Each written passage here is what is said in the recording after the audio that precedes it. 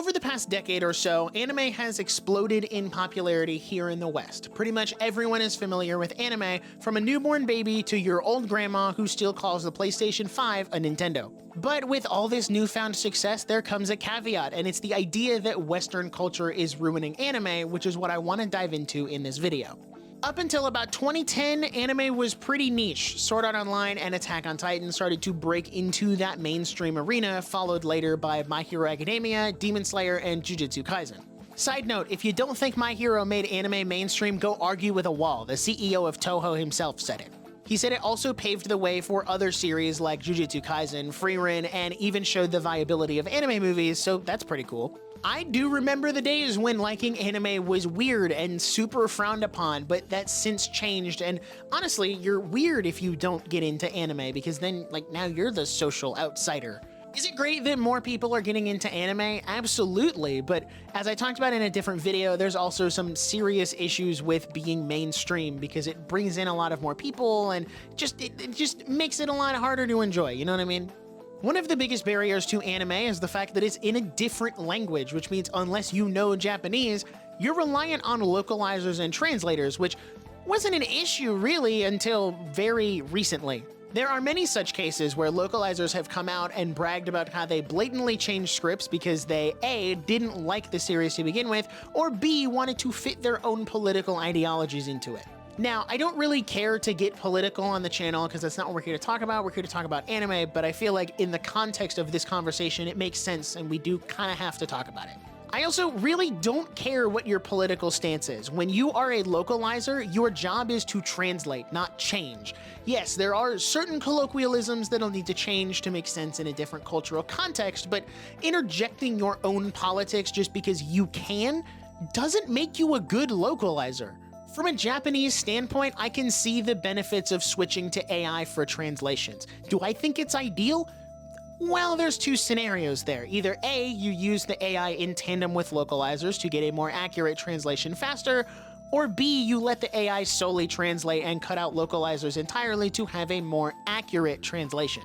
Option A is the ideal situation, since AI is a tool that can and should be used to speed up the process, but only under the supervision of a real person because, let's be honest, it's not perfect. I use AI to transcribe a lot of my YouTube shorts. When I'm making shorts and put the captions on there, that's AI generating all of that transcript and putting them on screen, but I still have to go in and touch it up because sometimes it just doesn't get all of the words right. Option B, however, is completely understandable from Japan's point of view because the Western localizers are actively ruining and changing their product, which is not appreciated. We also have to keep in mind that Japan doesn't have the same political or even cultural views as we do here in the West, so their media is going to reflect that. Because there is that language barrier, we are dependent on localizers and translators to bring all of those things over and bring anime and manga over and make it readable and make it so that we can understand it in our native language, and that's really all a localizer is supposed to do. Because Japan does have those different views that we don't have here, we shouldn't be in the market of changing that to fit what works here. If you don't like it, don't watch it. If you don't like the political or cultural views that they have, don't watch it. Watch your own Western media. There's plenty of it.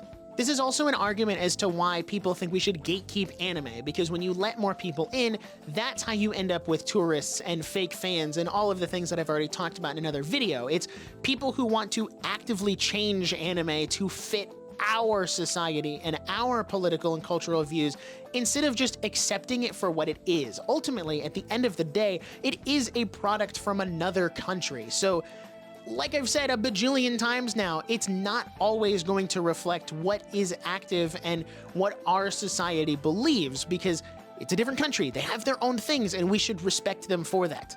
Now, are all localizers bad? Not at all. A large majority of them are actually great at what they do, but it's this vocal minority that's just really bringing the whole group down. Okay, I didn't mean to go on such a long rabbit trail about localizers and all of that thing, but another thing I want to talk about is what I have dubbed the Western grift, and while it is apparent in the anime sphere, I've seen it a lot more in the manga sphere.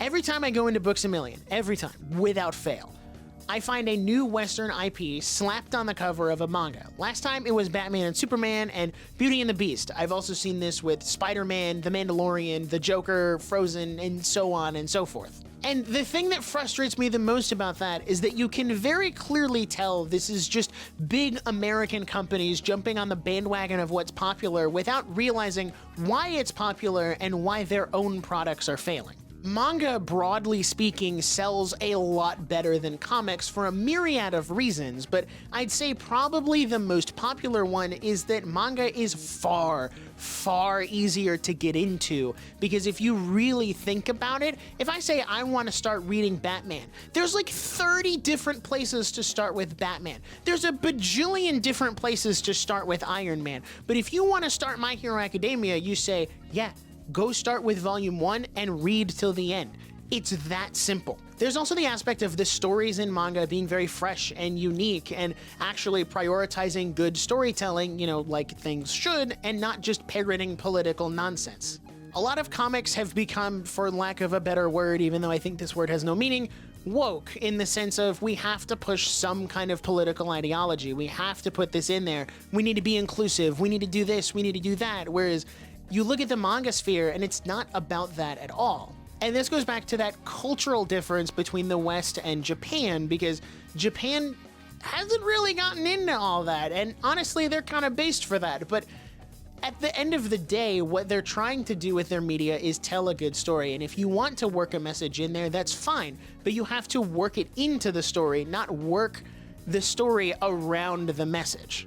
Does that make sense? Like, you can't just have an ideology and put it out there cold turkey. Like, if you want to really reach people and have them understand your point of view or get your message across, you need to kind of code it in a really good story. That's how storytelling used to be. That's why stories like Lord of the Rings and Narnia are so good at being even Christian stories, because they took the original Christian theology and then put a really good story around it and told a good story with that theology and with that theme and values in mind. And even non-Christians can enjoy both of those things, and that's how it should be. You shouldn't have to say, well, I don't support this thing, so I'm not going to watch it. That's how you know your message is a little too far out there.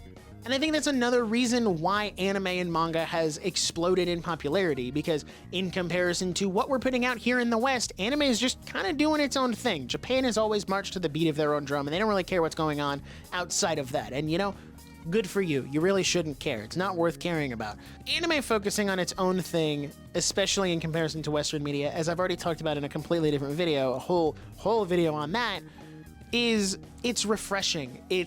I can turn on an anime and not worry about some kind of political message being immediately thrown in my face. That's not to say there isn't any kind of messaging, because messaging is always there.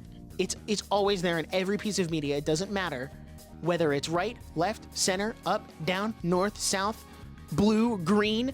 It's always there. That's just how it is. But it's more about how you package that message and whether or not you're prioritizing the message itself, or if you're trying to tell a really good and engaging story. Now, all that to say, you can also see this Western grift in the anime sphere with shows like the Suicide Squad Isekai, something clearly made just to cash in on the new hip popular thing, and every time a new Western IP gets animated, it's usually an anime.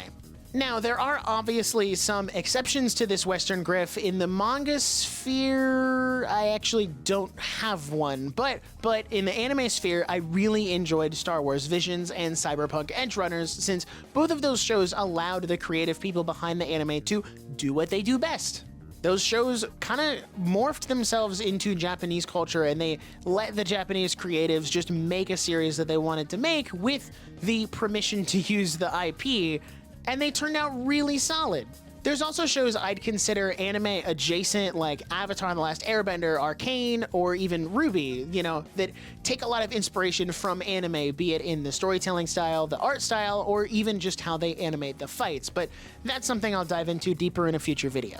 I don't really care if Western companies want to make their own anime or manga. They just need to have the right intentions behind it and focus on making a good, high-quality product rather than just making a quick buck off of the popular thing.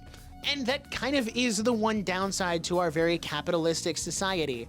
from the mindset of a big corporation like Disney or Sony or Marvel, all you see is anime exploding in popularity, or you see manga exploding in popularity, and you see, oh, anime and manga are selling a lot better than the comics and the superhero movies, so that's where we need to go. And it just becomes this very soulless cash grab product that isn't really anime. It's just a show that happens to look like an anime. This may be a terrible correlation, but it's almost like going to the Bing image generator and asking to generate a picture of Mickey Mouse drawn like an anime character, because it's not really anime. You just kind of slapped anime on an already existing thing and called it a day because that's what's popular.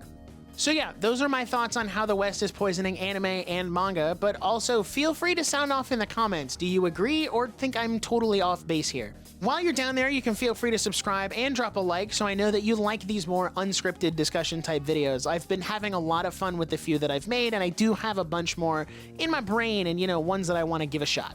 I also want to give a very special shout out to John Bass, Trevor, Maximum Effort Max, Sean Tige, Spectral TV, Amor12321, Zeke Shine, TC Indiana, Wiki Silence, and everyone else who's become a member and helped support me this month, since it all goes back into making videos like this. If you're looking for something else to watch, you can check out my thoughts on why you'll never be a real anime fan, or this other video that YouTube thinks you'll like.